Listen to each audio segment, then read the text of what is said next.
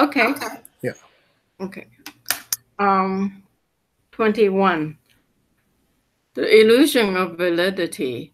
Heuristic 21. The illusion of validity. We sometimes confidently believe our opinions.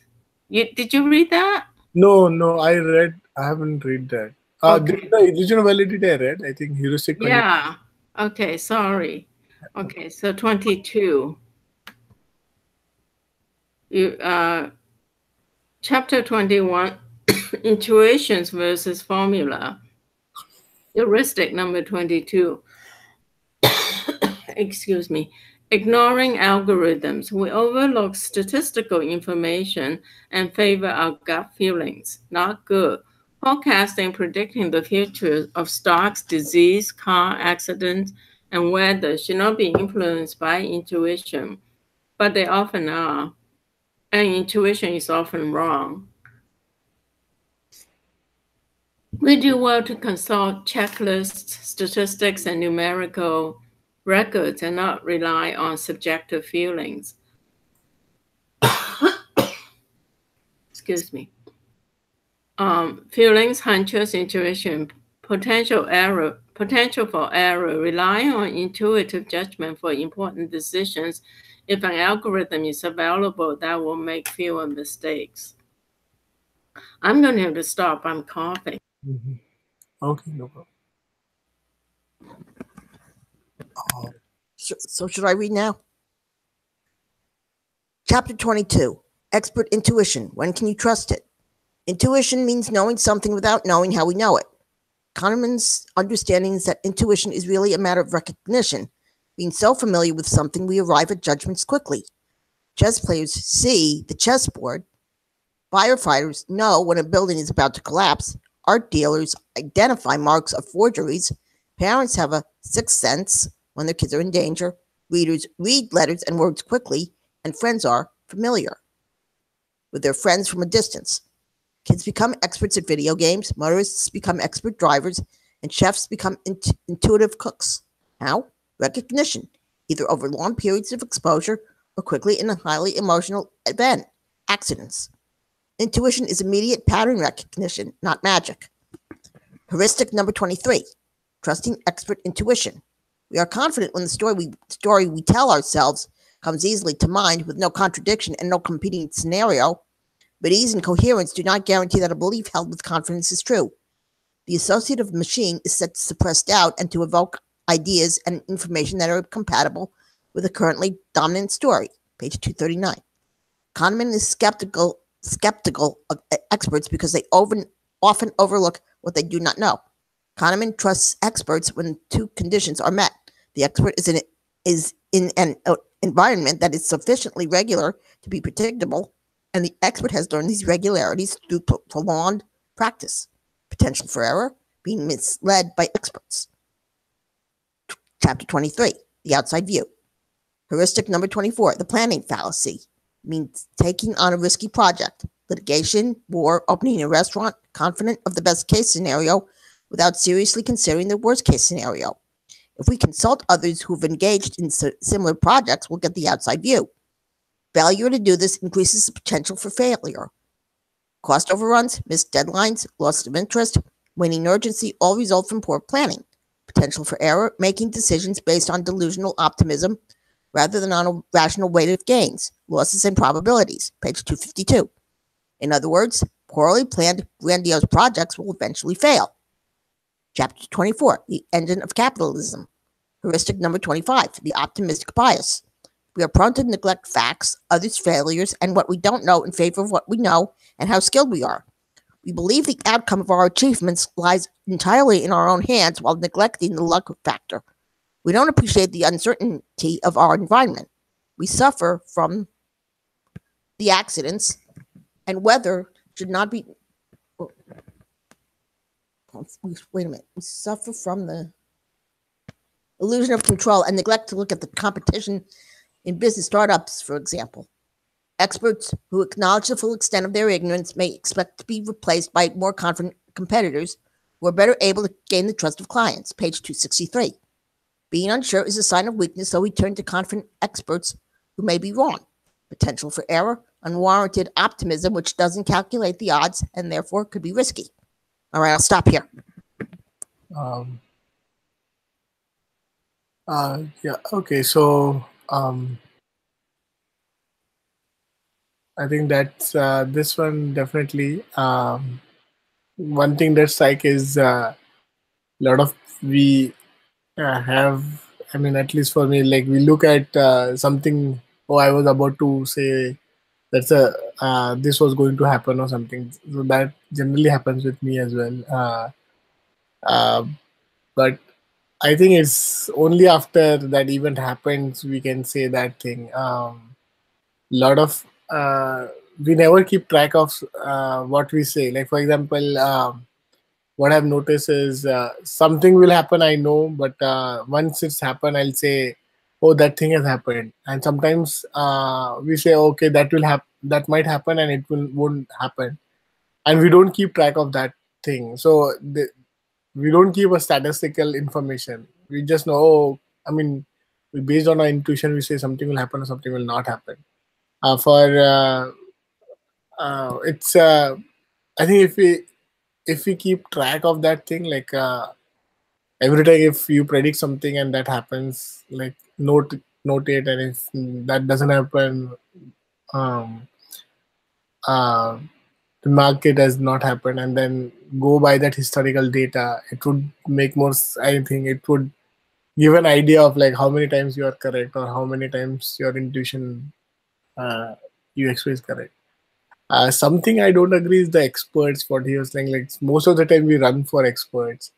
Yeah, I think it's some experts had some knowledge because of the experience and others. For example, any expert, let's say if you are a new timer home buyer, he will go for an expert who has gone through a lot of deals or some dealings again. So they will have more experience getting okay, what can go wrong, what was right, what to look for. So this is something which because he said like experts like potential error by misleading by being misled by experts. So I mean, expertise depends. We have to choose the right expert, but I think it's when we don't know, then we just fall for expert because same happened with medical. So we try some doctor, it doesn't work out. We go for experts just to be like extra cautious. So I think that's my two takes on that. When do you want to go next? Well, for me,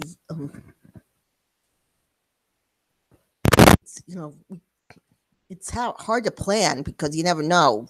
With me, something can go wrong in the blink of an eye. But still, I mean, it's okay to plan, but just be forewarned that something could go wrong really quickly. That's it.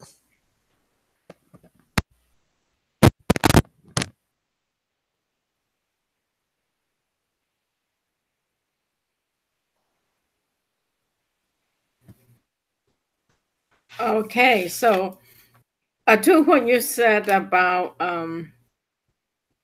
the experts and that sometimes you need to rely on them, I agree. I mean, if you're going to build a house, you're going to hire an architect and not trust your intuitions, you know.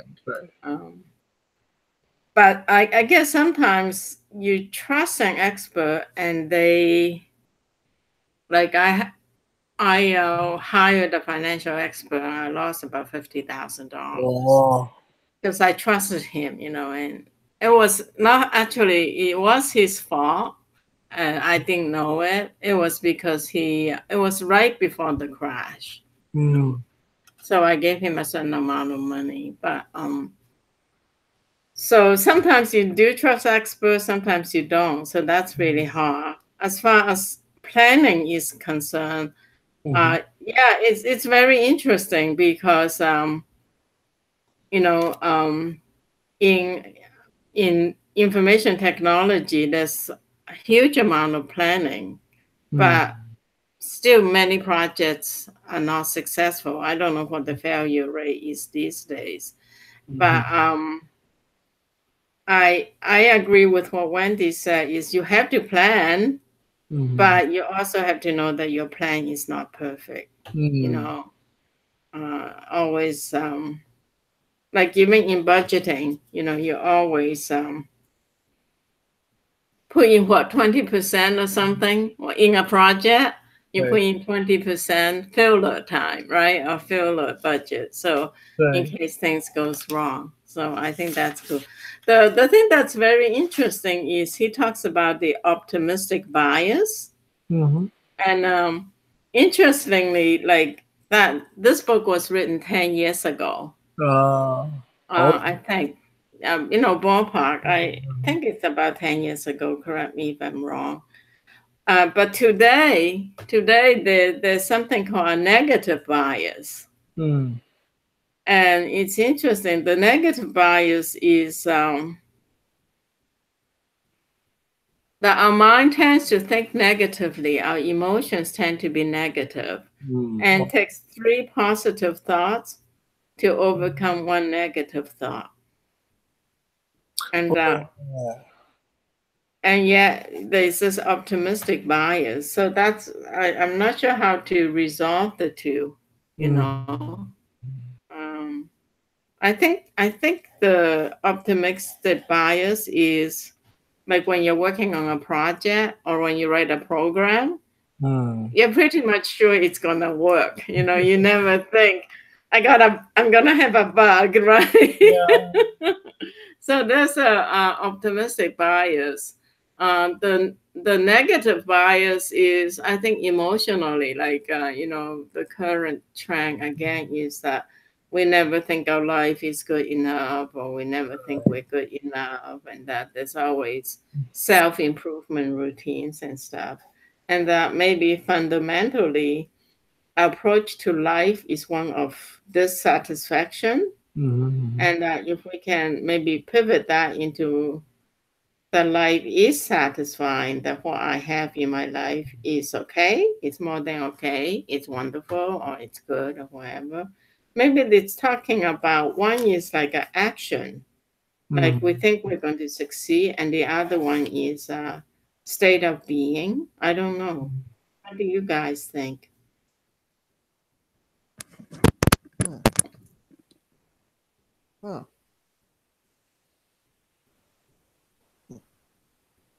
Yeah, that's a state of being.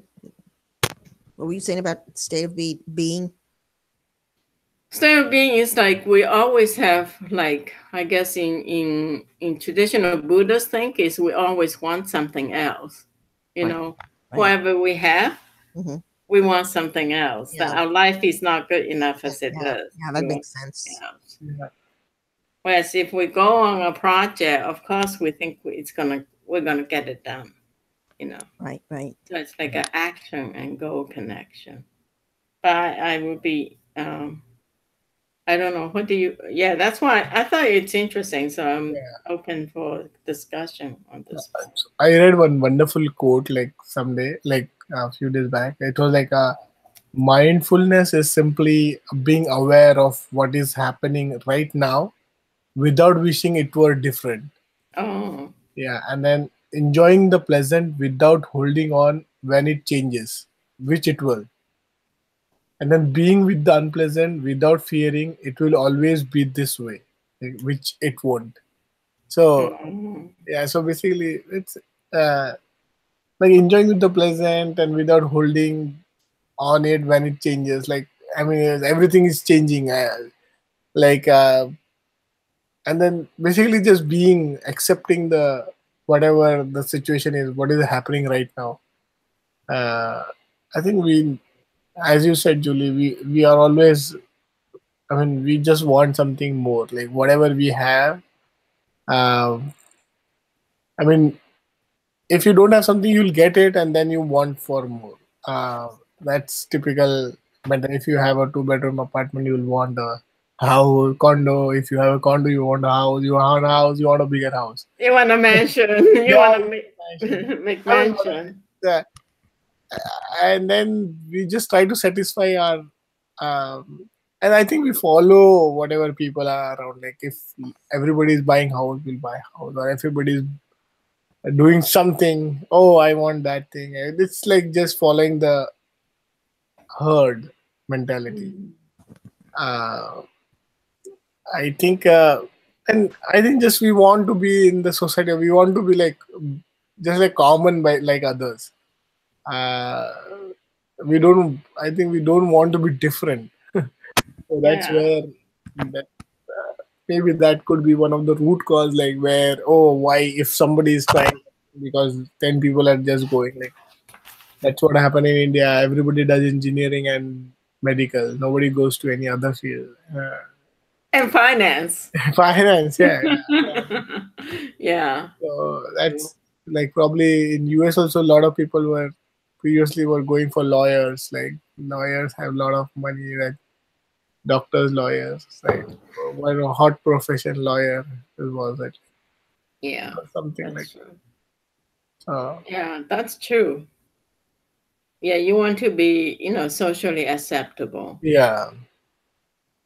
Like even like starting something new, people will like, oh, you're starting something new, and then if you fail, there will be a lot of pointers at you. If you succeed, yeah, that's great, but there are more chances that people will point at you for your failure than your success, and then that's Yeah. what pushes you a little bit behind. Like, okay, what if I fail? And then what others will say. Right. But if you don't fail, you never learn something new. Yeah, true. That's So it's kind of hard to fail, but you know, I don't want to die thinking that yeah, I haven't learned anything new. true. So great point. Thank you.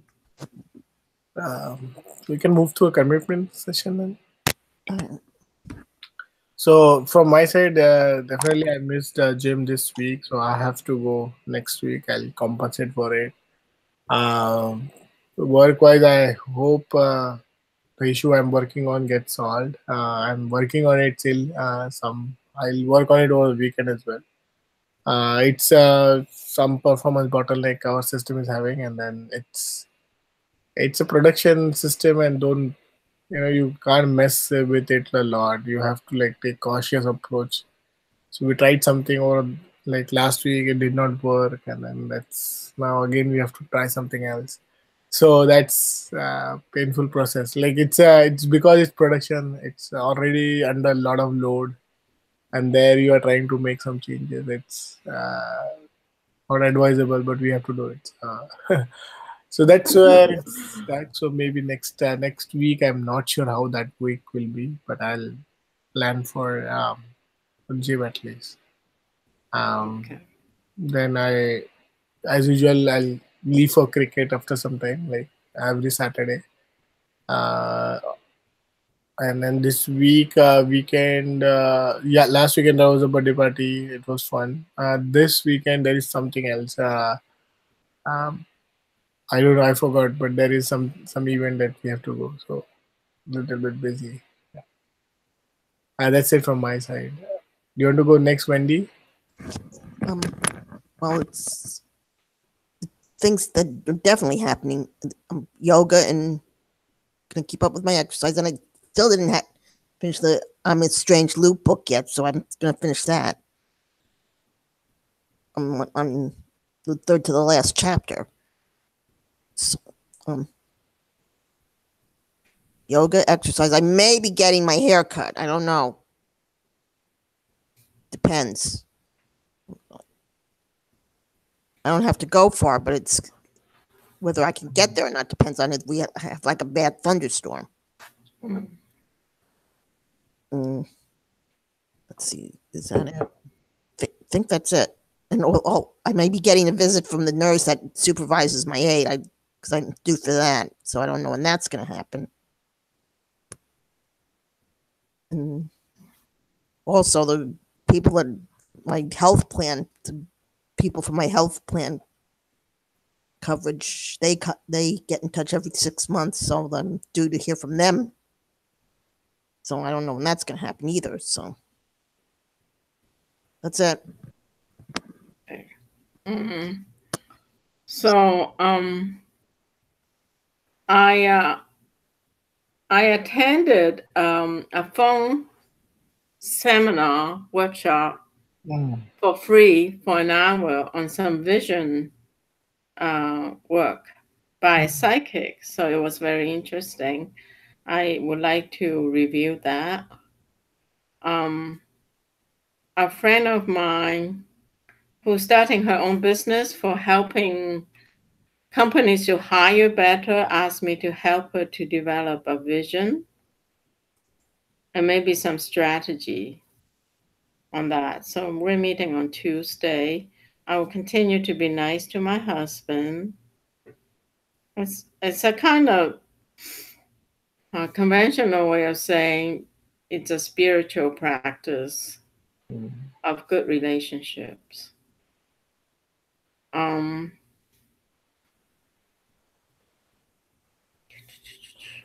continue to write my book. I spent 2 hours this week on it.